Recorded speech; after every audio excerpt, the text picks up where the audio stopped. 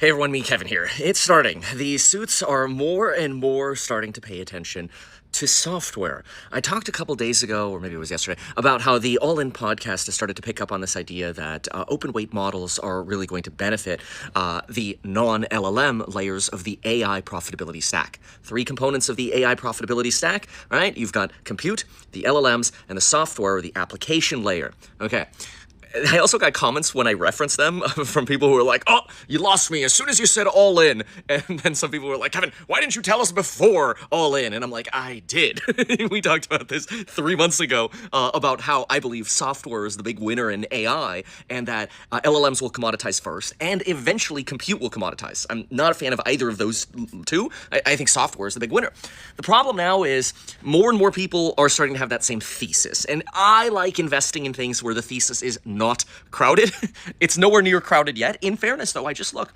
IGV has actually had net inflows over the past 5 days, which means maybe there's more than just a short squeeze going on at IGV, which is a software ETF. I don't invest in IGV. I just use it as sort of a proxy for software. I'm not sponsored or anything. People always get so cynical, but honestly, rightfully so. I feel like there's so many people trying to rip people off. But anyway, let's just talk openly about what I just heard the suits talking about. Specifically, when I say heard, I read Bloomberg Intelligence.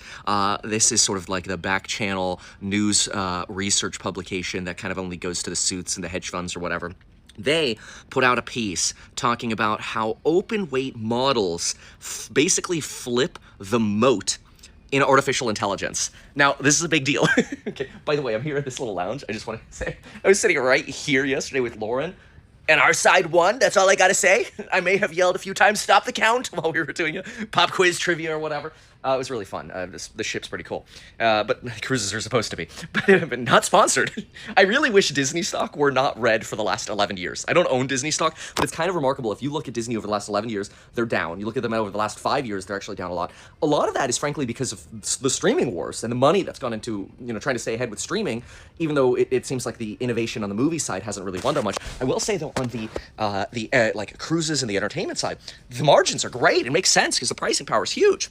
Now, going back to this Bloomberg Intelligence piece, the Bloomberg Intelligence piece is really interesting because they say the moat flips.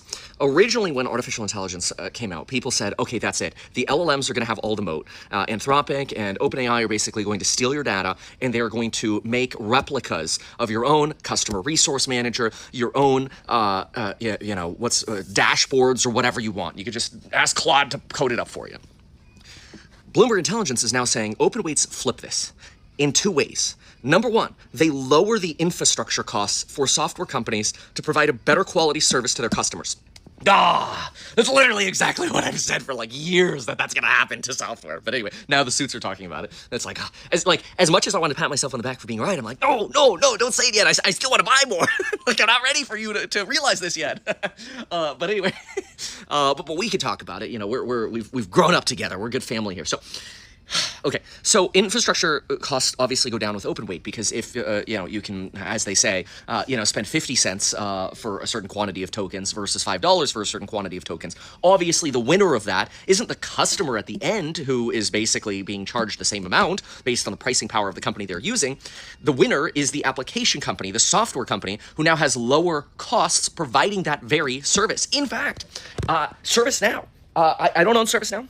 Let me be clear about that. I've picked other software companies. You can obviously see those over the Me Kevin membership. You can join me there. We've got what do we call it? Vacation Red 2 or something like that, or Cruise Red, I think we call the coupon. Go check that out over MeKevin.com. Thank you to all those of you who joined yesterday, but you can see exactly where we're buying. I'll probably be sending out another buy alert today or tomorrow because I'm buying more. But anyway, what's really interesting is ServiceNow. If you actually read their last few earnings calls, you're going to find the one thing that they're complaining about are infrastructure costs going up. Up, and away for costs. And guess what the layers of the Kimmies or whatever do? They lower or help resolve that very problem. Kind of cool, right? Let's go up on stage over here since we're being so pedantic. I'll just talk while we're on stage. There we go. Oh yeah, now I got lighting. Oh, this is actually kind of cool. Oh man, it's too early for this. No, it's okay. Okay, so ServiceNow actually, one of the reasons it's probably been moving really well over the past few days is frankly because the very thing that's been flagging their margins as suffering have been infrastructure costs, which actually get resolved by open source models, or open weight models, I should say. There's a big difference between those two. Please look up and understand the difference between open weight and open source. Very important. Because one actually still preserves a moat for companies like Moonshot, and the other doesn't. Okay, so that's the first thing. But the second thing that it does is moat preservation. And that's exactly what the Bloomberg Intelligence folks are talking about. Moat preservation is essentially where, okay, if we now have that application layer and we have our customers in place, we've got that recurring revenue, we've got customer